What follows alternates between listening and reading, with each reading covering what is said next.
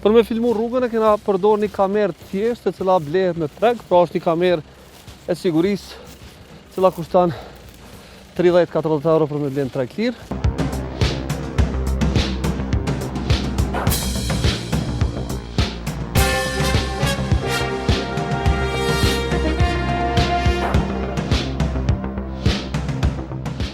Për me filmu rrugën e kena përdor një kamerë thjeshtë e cila blehet në treg, pra është një kamerë e sigurisë cila kushton 30-40 euro për me blenë treg lirë, dhe pamjet e cilat kena mi marrë për sa janë shumë interesante. Pra, kamera ka mri me filmu kolonat makinave të cilat futen në Kosovë ilegalisht prej zonës së Serbisë, e po ashtu kolonat të makinave të cilat dalin në drejtim të Serbisë. Është shumë interesante, shikues të nderuam, që njëra prej netëve me mas shumë televizje ka qenë nata kur të nesërmen ishte planifiku betimi i kryetarëve në 4 komunat veriore. Pra atë natë, në një natë kur s'ka pas shumë prezencë policisë për shkak të koncentrimit në zonat tjera, kontrabandistë e kanë shfrytzuar rrugën për me fut mallra ilegale në Kosovë.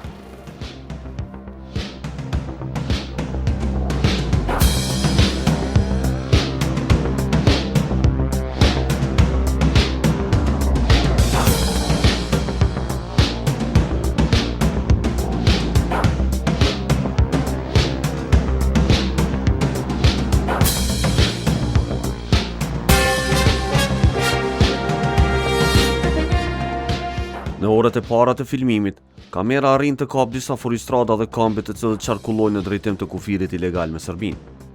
Pamjet tregojnë makinat e lëvizin me shpejtësi në drejtim të rrugës ilegale. Zakonisht, mjetet lëvizin në grupe dhe ato nga 2-3 makina.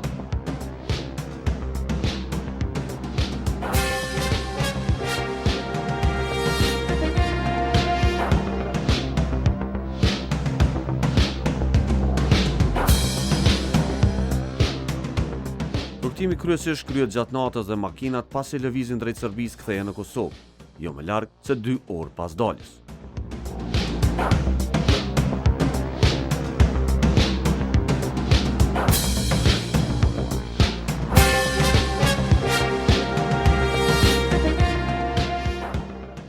Komunikatat e policisë nga e kaluara tregojnë se në këtë zonë mjetet uzuan me kontrabandë që transportonte mallra shumë të shtrejta dhe ekskluzive. Pamjet nga ditët në vijim tregojnë situatë të ngjashme. Makinat vazhdojnë të lëvizin në të njëjtin itinerar dhe vazhdimisht duke përdorur sistemin e njëjtë. Pasdite, pasi të erësohet, makinat dalin në drejtim të Serbisë dhe kthehen rreth orës 21 në territorin e Kosovës.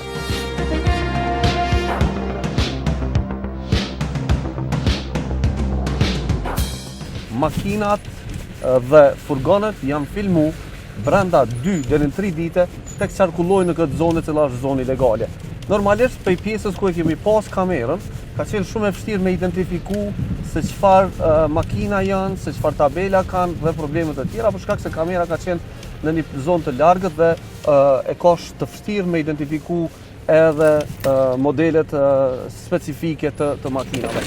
Për këtë arsye, normalisht, për me mujt me qenë sa ma të saktë në hulumtimin tonë, kemi vendosur që me rreziku dhe më shumë dhe kamerën me vendos në njënin prej lisave i cili ndodhet skaj rrugës, mirë që me pas një pamje hala më të qartë. Makinat të tjera lëvizin me datë 28. Një makinë shara nis rrugtimin për në rrugën ilegale. Pas saj, vazhdon një vetur tjetër e tipit Opel.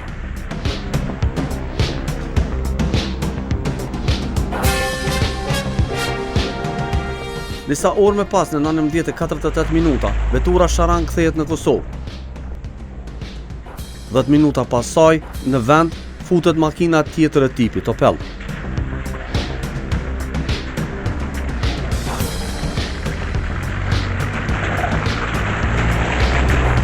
Në datën tjetër më 30 nëntor, kamerat në mëngjes hasin një makinë tjetër furistrad tek udhton drejt Serbisë.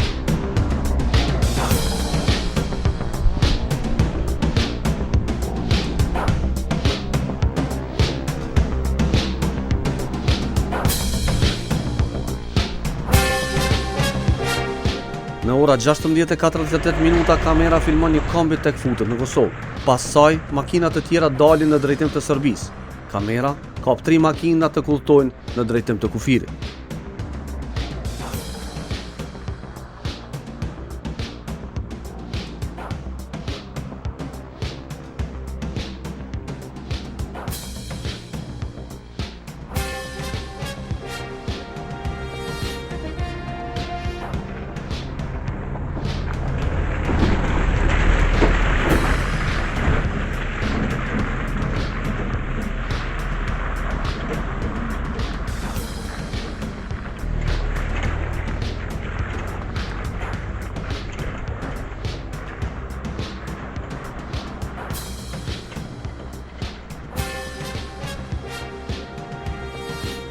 Disa orë më vonë, furistradat kthehen në Kosovë. Bashkë me to, futet edhe një kambi i cili ka ngjyrë të bardhë.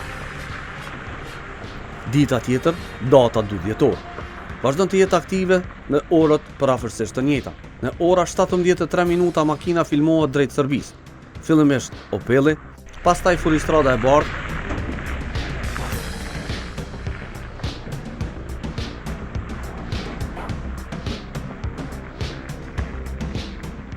dhe sërish furistrada Opel.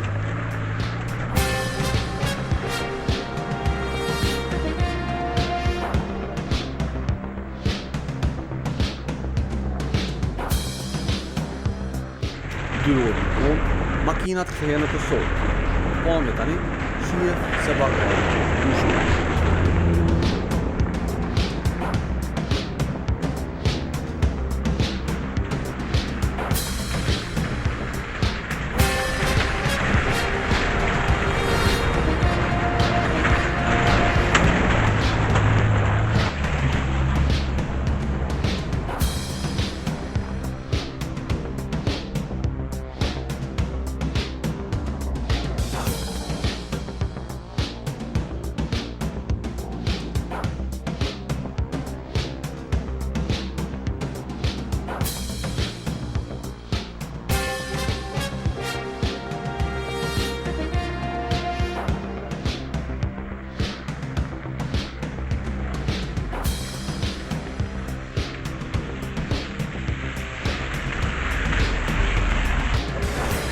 Në 3 dhjetor filmohet edhe lëvizja e 29 drejt kufirit në Serbinë.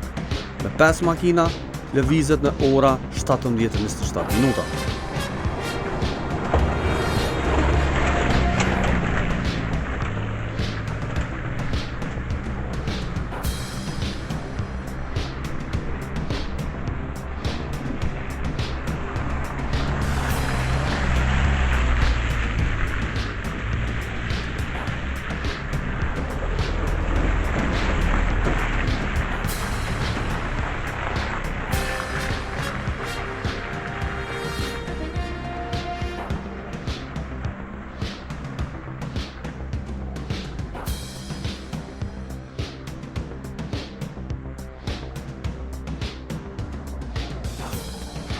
Dy minuta pas lëvizjes së kolonës, në Kosovë futet një kamion.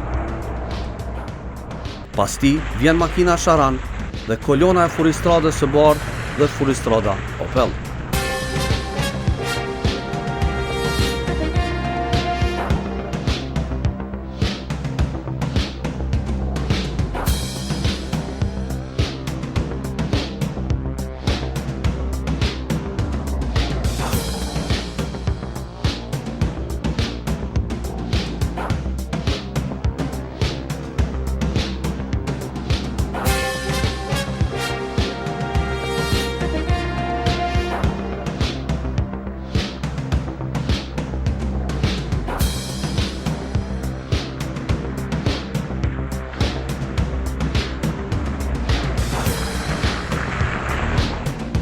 Pra shikus të nderuar, prej rrugës e cila vjen është rrugë jo legale prej kufirit me Serbinë, njerëzit, kontrabandistët mujnë me mbri deri në këtë zonë, e cila tash është duke u punu një rrugë e re.